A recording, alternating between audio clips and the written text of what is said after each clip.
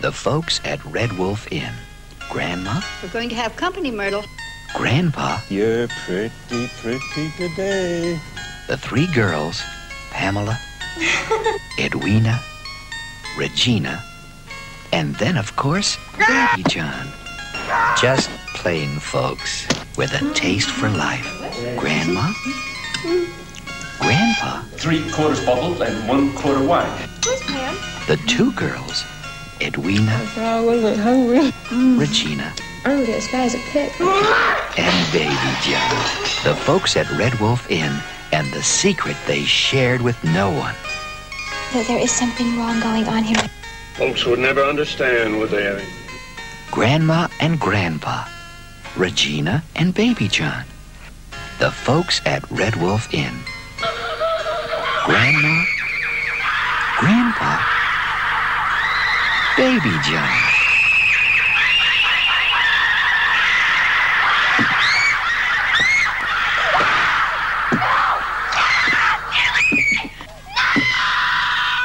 If you're in the neighborhood, add a little spice to your life.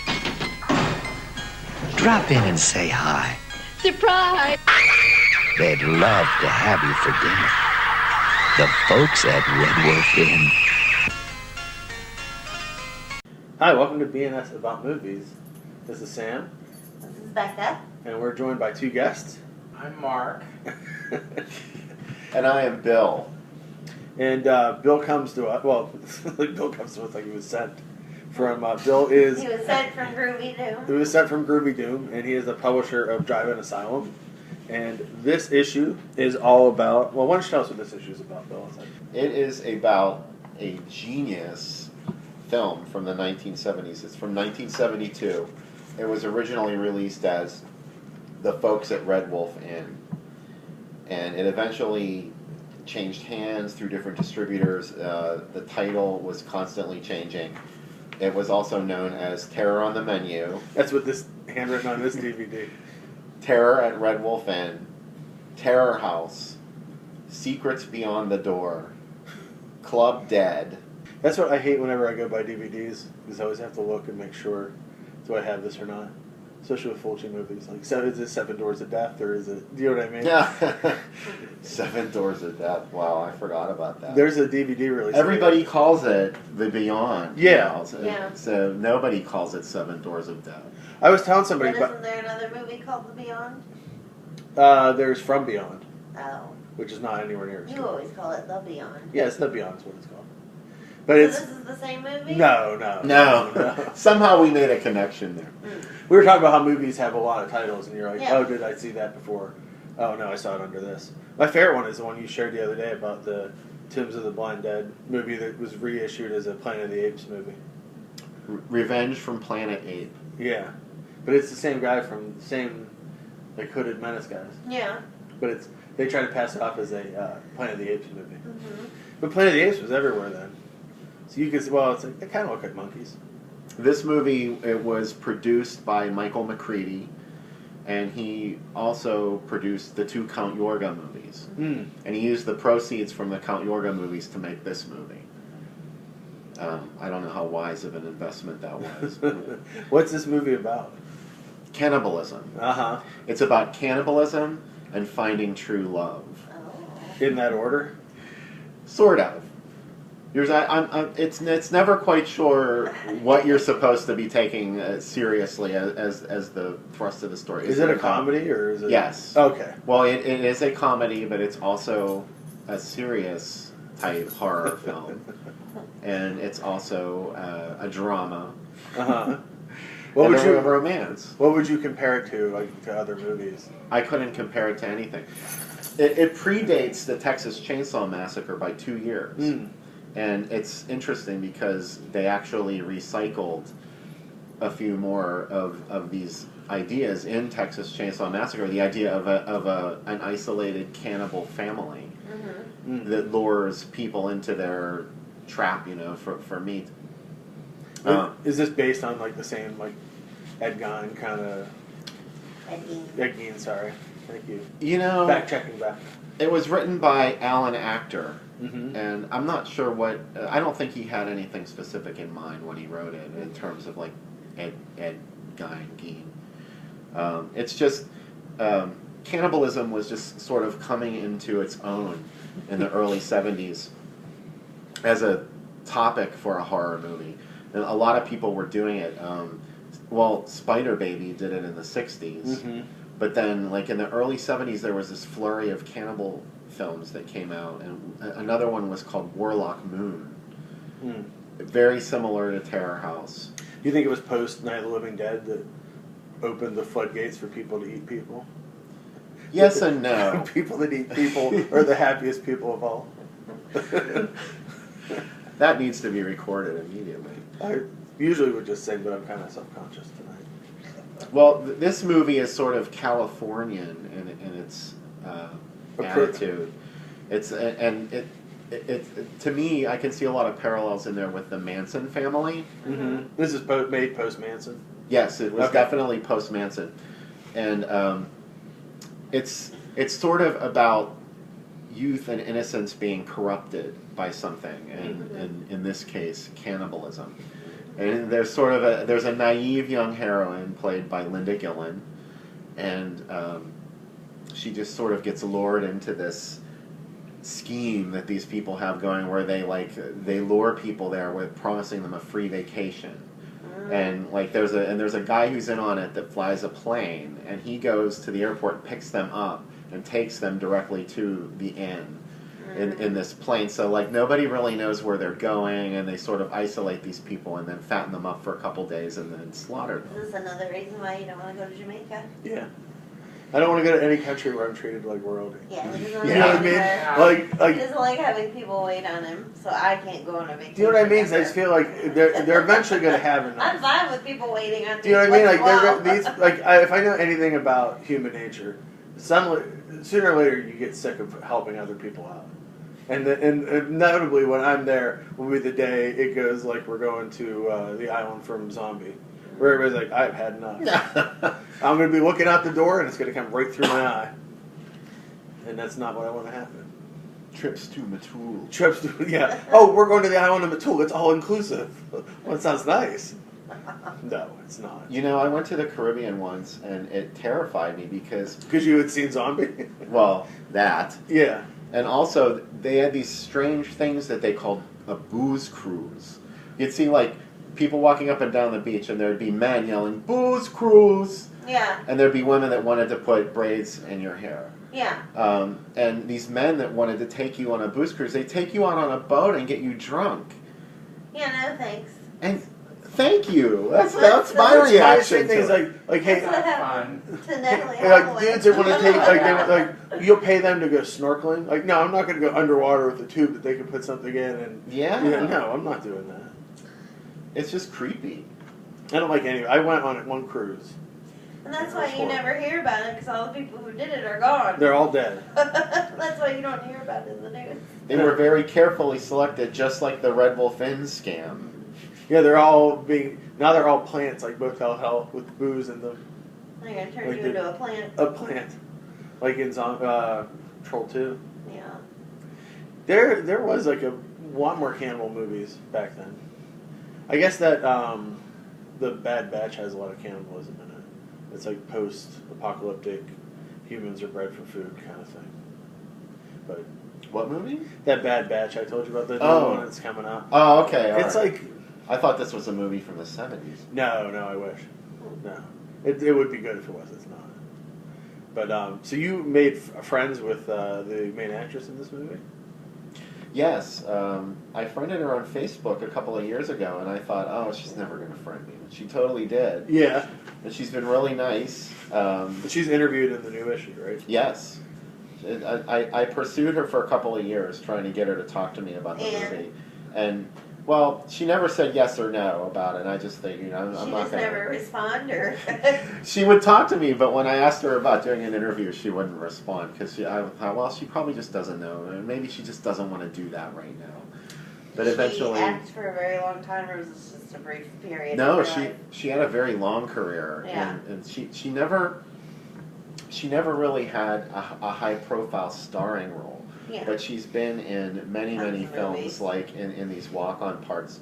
She was extremely visible in the 70s and 80s. She did a lot of commercials. Uh-huh. And there was one Will for... I recognize her?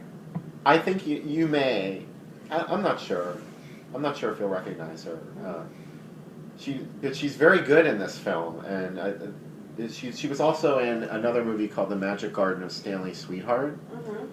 And With Don Johnson. Yes, Yeah. with Don Johnson, and she had a substantial role in that film too. Mm-hmm. And she was really good, and this was one of the movies she made after Magic Garden of Stanley's Sweetheart, just a couple of years. And she was just a working actress, just trying to find parts, not. Yeah, yeah. I mean, exactly. Because you don't know what was going to take off. I mean, who knows? She did a lot of TV. I think it's different than now. Like, I don't think an independent movie. Because almost every movie, even independents, have a studio behind them now. But these like Chainsaw Massacre level movies or Halloween even probably wouldn't come out the same way that they did back then. They'd go straight to Netflix or DVD today.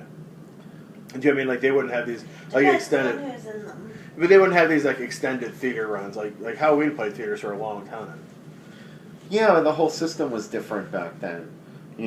I've only recently started to understand this about it, but 35mm films are expensive. Oh yeah. It's really expensive to have a reel printed, so they would only have a couple reels printed, and then the movie would go around the country. And I think that's what happened with Halloween when it was just an independent film. Mm-hmm. But once it started selling and word started spreading, like somebody took a chance and just distributed it. I guess nationally. like Chainsaw. Nationally.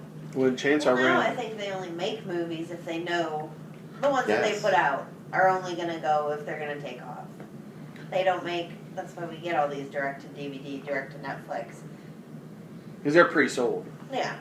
Well, it's like Chainsaw. Like when it played in New York, all the mob bosses who had the grindhouse theaters, they kept the prints, and then they made their own duplicates of the prints, and that's why like a lot of the people in it, like the principals, all had points on it and had bought into it. That's why nobody made any money because the prints that eventually played, like all the southern drive-ins around the country, weren't even the real prints. They were the ones that the mob had made. And how do you go after them at that point? You know what I mean? You're like this small production company. And pretty much the FBI told them like, well, that's kind of what happens. Shouldn't have sent it to them. And that's they couldn't really do anything. That's I guess right at them before they moved into all those guys. The same guys that did that were the same guys that got busted in like the RACO trials, like the early anti-pornography trials of the Mies Commission. Those were all the guys that got busted. It was like around 81, 82. I have some cheese. You can ask, what kind of cheese would you like? Smoked cheese on Smoked cheese. Oh, it's so good. Becca has I made a know. whole plate of cheese and brownies. This is like the Red Wolf Inn, and we're fattening you up. Exactly. It goes very well with tonight's theme. Yeah, we didn't make any people. I'm fattening you up so Team can eat you all. Supposedly, like it's in the autobiography of Anton LaVey. He talks about when he was just he worked for the San Francisco Police Department, but not really. But he claims he did, and he would have a paranormal group that people would come to him with paranormal questions. And every Friday night he would do like other cops. Yeah, other cops. Yeah, and like he was like to solve cases? Yeah, he was like the Quincy of the paranormal. But they had this like informal meeting group that eventually became the Inner Circle, the Church of Satan. And one night, a doctor in town brought a cadaver leg, and they all prepared it and ate part of the leg because they wanted to experience what it was like to be a cannibal. Yeah. Like most Anton LaVey stories, that story like literally like two sentences in it. You're like, okay, yeah, whatever. Like, but did I tell you how I slept with Marilyn Monroe? And You did it. and what's his name? He slept with what's her name from Jane Mansfield. Thank you. I was gonna say this is the worst. She didn't want to have anything to do with him. No, this is the worst. What I would like, Mickey Hargitay's wife. Instead of saying Jane Mansfield, which would be the other, the guy from Bloody Pit of Horror, his wife. But yeah, and then she had her agent that she was with. He cut the picture of them in half and cut her head off. And that's why she was in the car and died. Decapitated. Mm-hmm. But she didn't get decapitated. That's a myth. Yeah. Everybody says she did, but she was- really didn't. Was it just cut far enough back that it was? No, I think the reason people thought that is because she was wearing a wig and the wig came off and someone saw it lying there. It was like, oh my god, it's her head. You know what's sad? I actually know the name of her dog that died in the accident. What is it? Lord Peter Wimsey. Oh, okay, no. Well, her kids, some of the kids were in the back seat. Yeah, they were all in the back seat. Liv was in the car with her. Mariska. Yeah. She was in the car with We call her Liv. Because there's a picture in the second Hollywood Babylon book. The second or third page of it, there's a picture of the dog. And it said, whatever happened to Lord Peter Wimsey? Find out inside. And I was like, what the fuck? And it's like all the way at the end, like the last story. And Kenneth Anger's just like, you know, she was nothing. She was not a star. You know, like 20s and Olivia's, to get off topic, but did you see that thing I shared with you on Facebook? That Olivia de Havilland is suing FX? Yeah. Because she never agreed to be in any or have anything she Did said you hear about that, TV Mark? show. No. Tell Mark. Yeah, she's suing FX because they, portrayed her and, She's still alive, Olivia de Havilland. She's still alive. Everybody else is dead, but she's still alive. Still kicking. Was she the one that Catherine Zeta-Jones played? Yes. No, that's why she's suing her. You made my neck look like shit. Exactly. So wrinkly. Yeah, she was like... That's why they... Wow. How old was she? What's it, 97? Sold. Yeah. I think it's at 90. Oh, really? Yeah. That's amazing. There's it seems like more Jones stuff is getting out because we got, I saw what you did for $5 at Walmart. She's only in the Blu-ray. Just regular DVD. Oh, okay. Which is, have you seen that? Oh, yeah, I love that It's movie. really goofy. Yeah, it doesn't make any sense. No, she's only in that movie for like about 10 minutes. One. And two, there's like no morality in that movie because whenever the one little girl's talking to the other one and she's like, well, what if he has a wife? She's like, you're silly. Wives don't really matter. I'm like, you guys are like 14. It's like what were kids learning in the 60s? It's like a really weird, and like it's totally glossed over. Nobody's like, like maybe they should get some comeuppance for this moral quandary. No, like it's just a weird movie. And Jones, like 70, having a I know, spat with guy. a teenage girl over a man. But I said to him when that first part She must have happened, loved when she that, came out to the car. Yeah. Again, it's her yelling at someone who probably reminded her of her daughter, so she was real good at it. Oh, there was no acting needed in that scene. She had these fucking kids, and she would just come in and just go nuts. There's because when she comes in and she's like, I'm so glad you got rid of that silly girl. And when after he kills the girl, spoiler if you haven't seen this 60-year-old movie, and when she's talking to him, like she is way too old to be the love interest of this guy. Do you know what I mean? It's like super obvious, like way, way, way too old. And I was like, just go with it. It's fun. It's like Mae West and Sextet. Have you ever seen that? Sextet, yeah, where it's like everybody's like fawning over her. Did you ever see Berserk? Mm-mm. That's the movie that Joan made after I Saw What You Did. Mm. And she has an even younger man treating her like a sex object. And she's like several years older than she was in I Saw What You Did. Remember from Mommy Dear, she filled in for her daughter when she was 6 Yeah, on our show. on the soap. She goes, she can't play my part. She's too old. She's much like how Angelo sees himself as this giant bear-like creature. Like the bear from Prophecy. He's a lot younger, too. And thinks he's a lot younger. Joan's the same way. She was like, of course I'm this age. Yeah. I think it wasn't until that picture got out. Do you know what I mean? Like that picture of her looking really bad, and she's like, that's it. This is what I look like. I'm done. Yeah, that's when she gave a party at the Rainbow Room for Roz Russell. Mm-hmm. And some people interviewed her and had her on camera, and she's like, you can watch the footage on YouTube. Mm-hmm. And she's like drunk, and she's not making any sense. And she saw pictures of herself in the paper the next day, and she was like, I can't go out anymore. Yeah. That's what I look like. And that was just it. That's pretty radical plastic surgery, too. Like now there's people like Carol Channing and stuff that had plastic surgery for years to look whatever they looked like. Yeah. I mean, it's sad. I don't want to get on anybody for having plastic surgery, but I just feel bad that somebody wants to do that to their face, you know. Mm-hmm. One of our clients does that. We have a new client that does injected Botox. Yeah. Oh my God. Yeah. If it makes you feel better about yourself, you know. Well, I found out, we said, what is the person you make the most from? She has a client that comes 3 times a year, and it's about $8,000 to $10,000 for everything she gets done. Wow. Yeah. Does it make a difference, though? She said it makes a noticeable difference. Well, what is she doing to her? Restylane, like filler to Yeah. her cheeks, Botox, minor, like everything. The problem with that is, once you start, you can't stop. And It's not just an like lace, addiction. just like potato It's chips. if you let it go, you start to get indentations in your face. You start. It looks worse than when you started. Yeah. Like you have to. Once you start doing your lips, you have to keep up on it. She Otherwise, said- they'll start to get sunken in. Yeah. And you can't. That's why they make money off these people. She said she has one lady that doesn't like to sweat, so she gets Botox under her arms. So Put she on doesn't deodorant. sweat. So she doesn't sweat when she goes to the gym. I'm like, that has to go somewhere.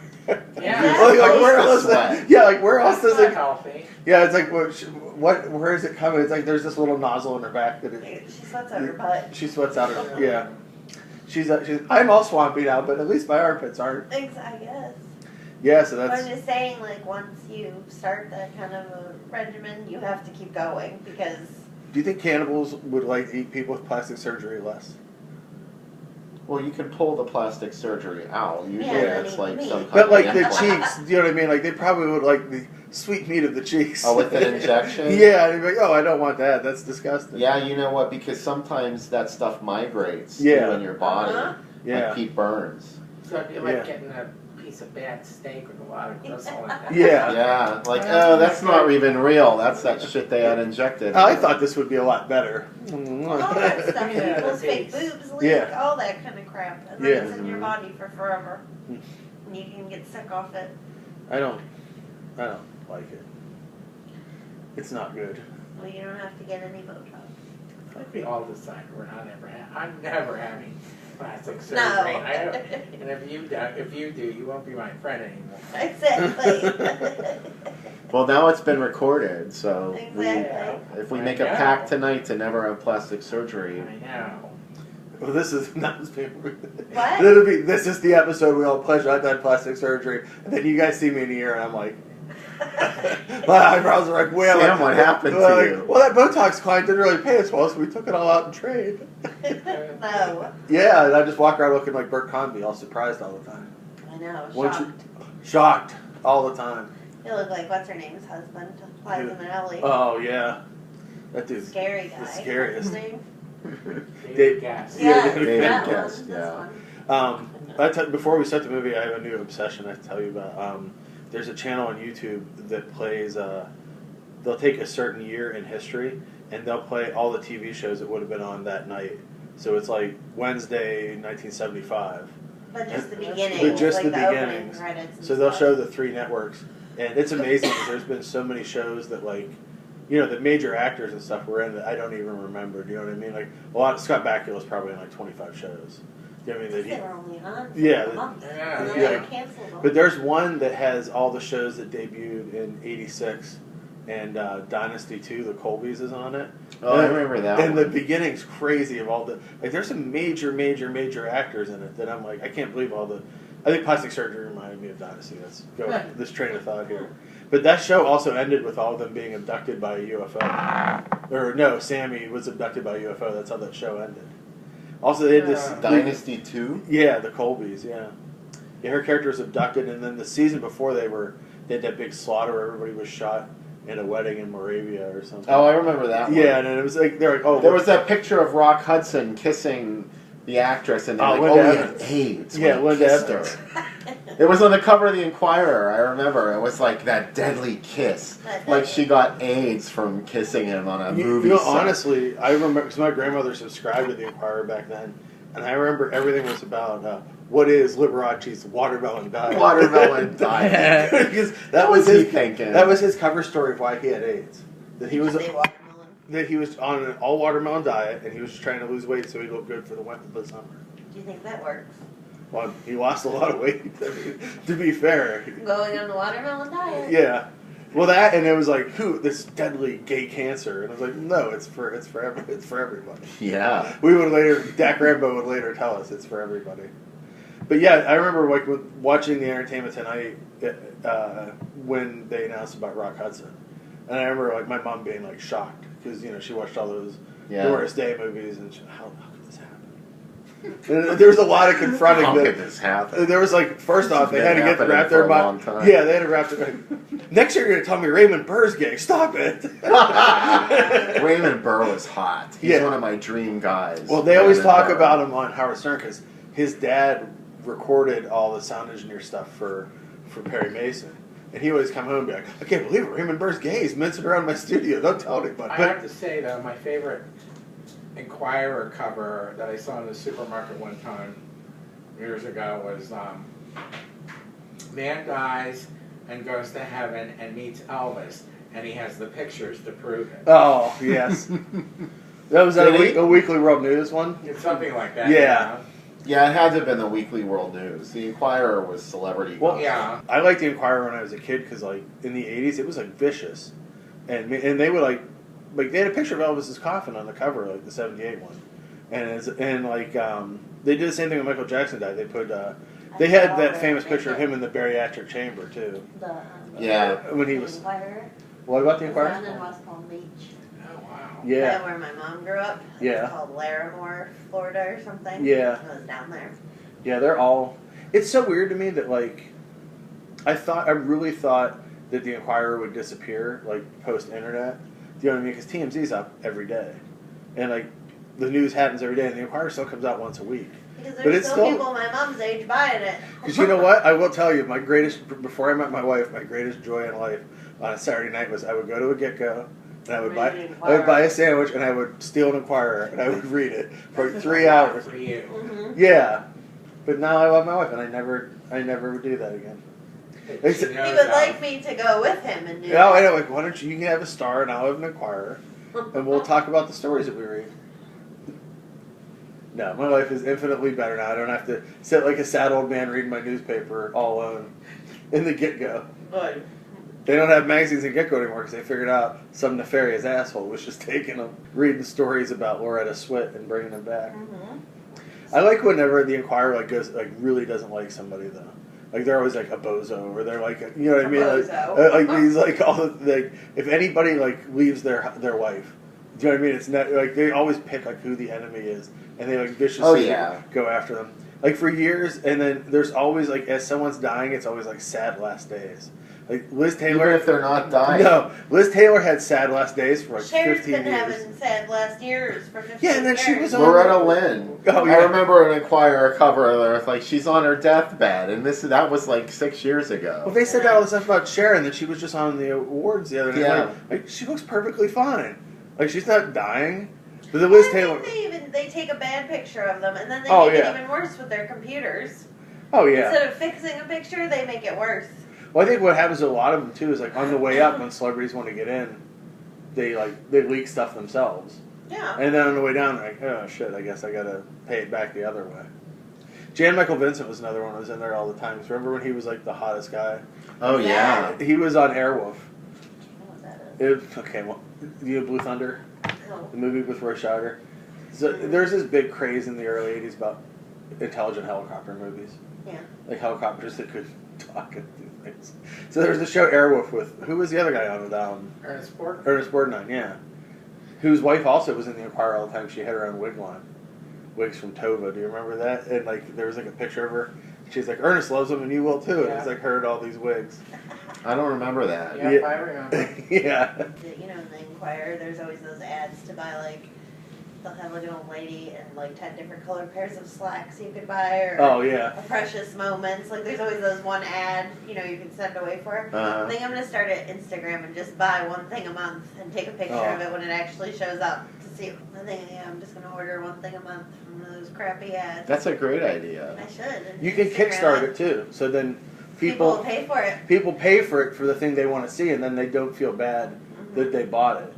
Because if you spent $30 on one of those, you'd be like, oh, did I really need that giant falcon with the picture of George W. Bush on the back? They sell like throw blankets. They sell like those slipper socks. I'm just gonna buy one thing a month and see what it turns out. The problem is, I think that those things are like credit card scams and stuff. So that's the only worry behind that. When we were or kids, that they sell your information. Yeah.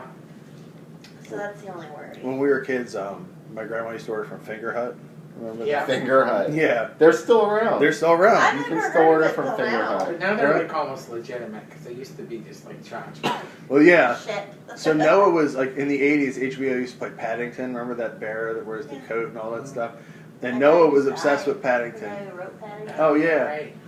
Noah loved him, and you couldn't find toys of it anywhere. Well, Noah wanted to stuff Paddington, and we couldn't find anyone anywhere. And they had a Paddington for, and my family didn't have a lot of money. It was 99 cents, and they were like, well, "This is a perfect idea. Let's get Noah this Paddington." When it came, it was like this big.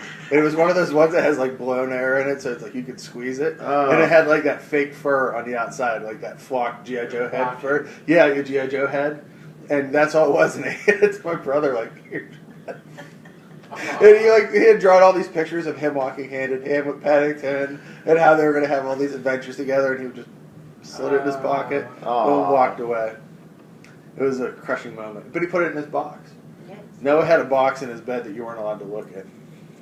Because we had bunk beds, and he paid He for them. basically just hid all the toys from Sam. Yeah, because he put them on his bunk bed or 'Cause in that box.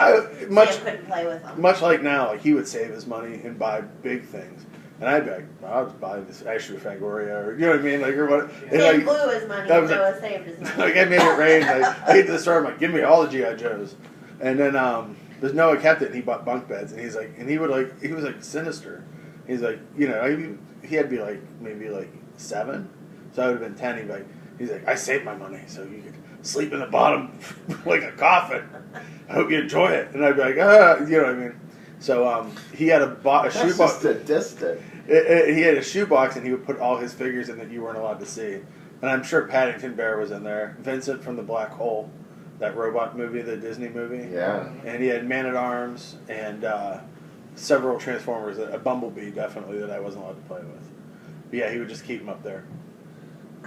And then, like, at night, if I, like, tried to read a book, you know what I mean? Because I would like to stay up all night and again, read Fangorias or Famous Monsters. And he was like, Mom, I can tell that Sam has a flashlight on. You need to come in here right now. No.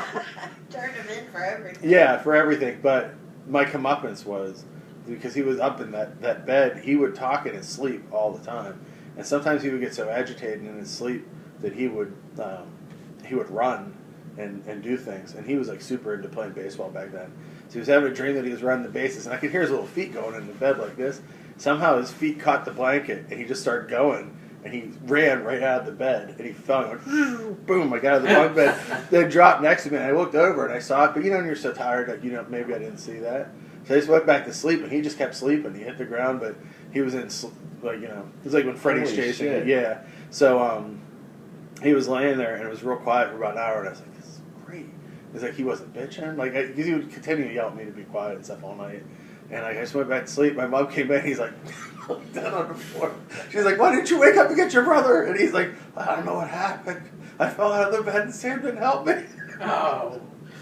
And I was like, how could you sleep through this? And I'm like, well. He always got in trouble. He slept through it. Yeah, he slept. That's what I said. He slept through it. Like, wrong answer. Wrong answer. Like, okay. No. His little brother was the boss of him. He was. He used to get up at 6 a.m. on Saturdays to be up early for cartoons because he wanted to get a full cartoon day. And our TV was like one of those big old Zeniths. Like they had like the holes like kind of cut out of it, you know. And he would put his feet through the Zenith, and like we would lay all the blankets on himself, and then he wouldn't move for the rest of the morning. And I would have to get him his snacks and his drinks and stuff. And he would start, and I just love to sleep. But my family is the same way. They stay up all night and then they sleep till like, they wake up now like 3 or 4 in the afternoon. Back then we were usually like up at like noon or 1. And he would just start like around 8 in the morning. Sam. I'm like, what? Come get me some orange juice. And I'd be like, no, fuck you. I'm sleeping. You know? I was like, I'd probably say fuck you. I was probably like 6. And this was just going all morning, and he would just start screaming. Finally, my parents would come like, just get out and get him orange juice. And I'm like, no, how's he going to learn anything? They're like, he's not going to shut up. Then he would act like he had hurt something. Like he would throw a whole bunch of stuff off the shelf, which is way more effort than to go to the kitchen and get orange juice out. And I broke my leg. I'm dying now, and the only thing that can save me is orange juice. And you would just have to go down and get him his orange juice. And then by the minute you get back upstairs, he'd start yelling at me like, I'd rather like a toaster pastry. He had to go back down, make him something. He's probably not a toaster pastry. He doesn't like that. He's very like weird about what foods he likes and doesn't like. But that was my childhood, was that, and then hoping that he would lose interest in the TV by noon so I could watch Superhost and watch Hammer movies and stuff, which he would just complain the whole time that he didn't want to watch. So, because he hates horror movies. I know, he told me. Like, he just I cannot. don't know how you guys are brothers and he hates horror movies. I think wrestling is really the only thing we have in common. Like, It is. He hates horror movies with a passion, as much as he hates musicals. He used to review movies for this one podcast, and they would send him tickets, and he went to Sweeney Todd. He had no idea that Sweeney Todd was a musical. Keep in mind, he worked in the theater for how many years? Like 5 years at least. Yeah. Sweeney Todd played there at least 3 or 4 times. He didn't know who Charles Nelson Riley was when he was at the theater. Like, he went to lunch with him like 3 times, no idea who he was. Oh my God. And I'm like, he's from Please Don't Eat the Daisies. Oh, yeah, you're right. Wow, he had lunch with Charles Nelson A couple Riley. times, yeah. He took him to get his glasses fixed. Oh my Those God. big glasses. His glasses were broken. He's like, these glasses look so stupid, Mom. Big glasses. I had to take him to Eyeworks and get them fixed. I would have fainted. I know, in the company of Charles Nelson Riley. That's what I told him. And he was just like, none of it meant. I think the only celebrities that matter to him, if it had been Roddy McDowell, that would have been a big deal. Because he was in Planet of the Apes. So anybody, Charlton Heston is a big deal because he was in Planet of the Apes. Or anybody that was a villain on Batman. These are the only people that he has any recollection about.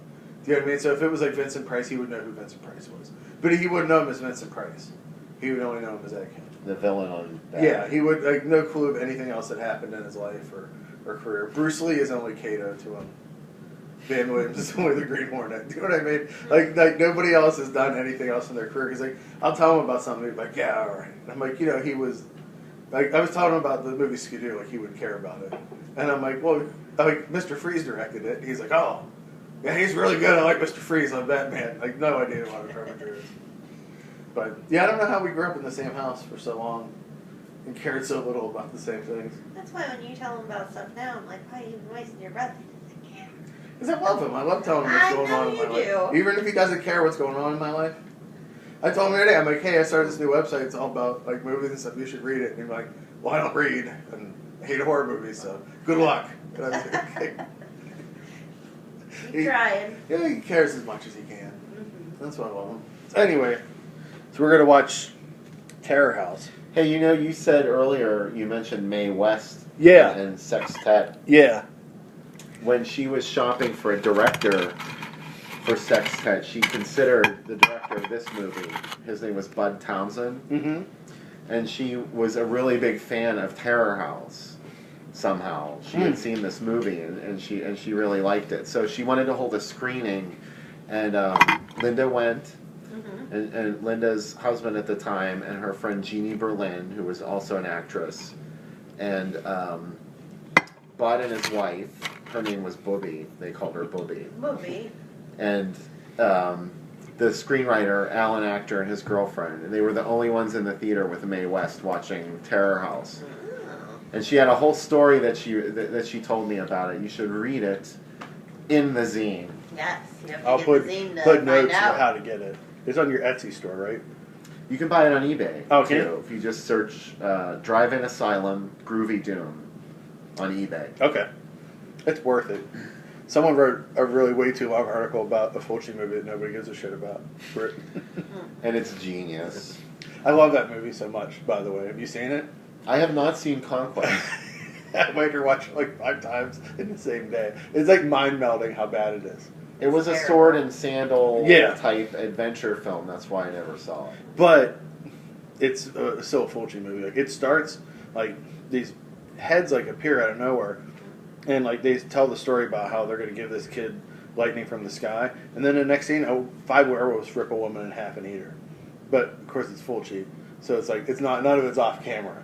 You know what I mean? It's like the kid, like, and also she watched. Why would you have something off camera? And also they all look at the, you know, she's like, here come the werewolves, and she's like, ah, and just like staring at the werewolves for way too long, kind of like letting bugs crawl towards your face. Yeah. But it's pretty good though. It's a very weird.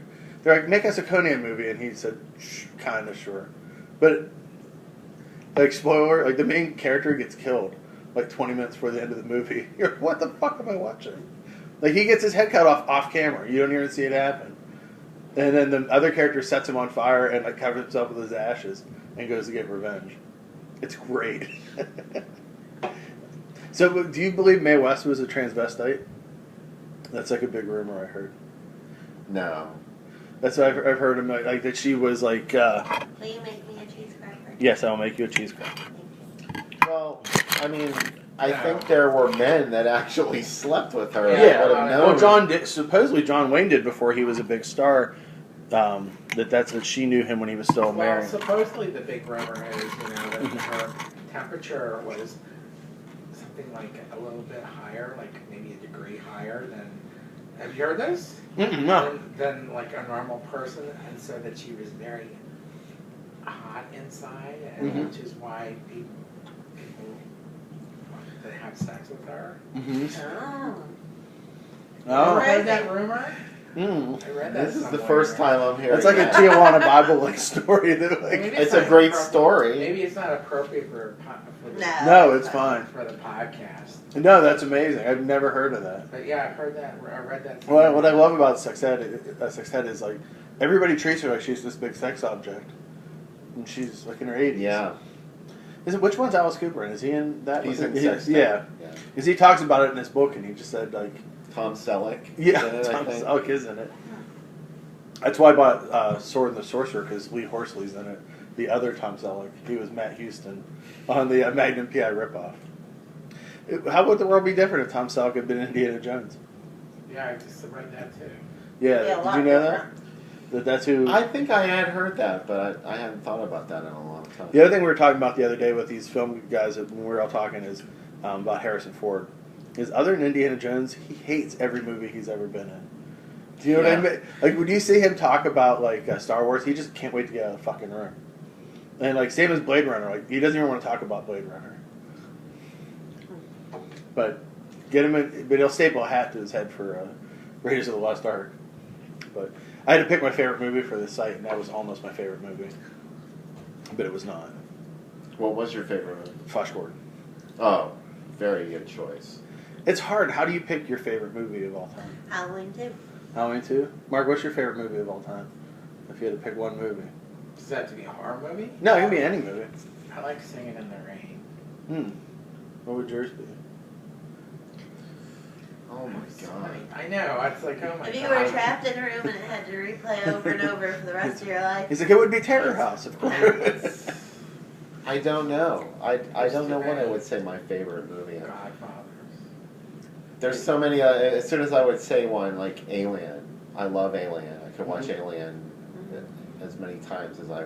But then I think, oh, but what about what about this movie? What about that movie? What about Dawn of the Dead? What about Tootsie? I love the movie Tootsie. I actually really like that movie. Is it because it was on HBO all the time? It's brilliant. Yeah. Every single line in that movie is just genius. Dawn of the Dead used to be my favorite movie, but I think I watched it too many times. If that's possible. Like, I think I watched it in high school. Like, I watched it almost every day. Yeah. And it's a pretty intense movie. It needs, like, some air after you watch it a couple times. It's so dark. And Day of the Dead's so bad by comparison to it. There's only one scene I like in all of Day of the Dead. Is the end when Richard Liberty gets torn apart. When he's like, choke on it. Like, that's the only Captain Rhodes. Yeah, that's my only scene I like in the whole movie. I don't like anything else. Day of the Dead's so depressing. Yeah. That's what I don't like about it. Is Dawn of the Dead is very up. It's very exciting. And there's some colorful. slapstick in it. Yeah, I mean, like, the topic is very serious, but it's not approached deadly serious. But Day of the Dead is. It's so heavy-handed from that opening scene. Oh, with the where they land the helicopter and like all the zombies come out, and you're like, wow, everybody's dead. Yeah. Well, do you think that was him just being negative because the proposed one he wanted to make, like the Raiders of the Lost Ark-ish one, didn't happen? Like he had this like huge budget that he wanted to try, and I feel about Romero the same way I do about Tobe Hooper though. Like post Creepshow, there's not really any of his movies I like. Yeah, I like Romero. I like The Dark Half. I thought that was okay. That's okay. But like compare like Night, The Crazies, Dawn, Martin, even Night Riders, Creepshow. Those are all pretty good movies. I'm not counting there's something like Vanilla and There's always Vanilla. There's always Vanilla, and but Season of the Witch. Season of the Witch, yeah. But those other movies, those are all really great. And then but Monkey Shines by comparison is not good. Yeah, I don't like Monkey Shines. I don't like Monkey Shines, and then I don't like Day. I hate Land of the Dead. I like Day. I have to say, it's depressing, but I I don't like it. Land of the Dead is just silly. But Aja Argent isn't. That's one of the best things about it. Yeah. Is that she's in it, and really, what does she do? Yeah, nothing. She's dating what's his name now? Did you know that? Who? That cook that was just here, the guy. Oh, Anthony Bourdain. Yeah. Is there there's God.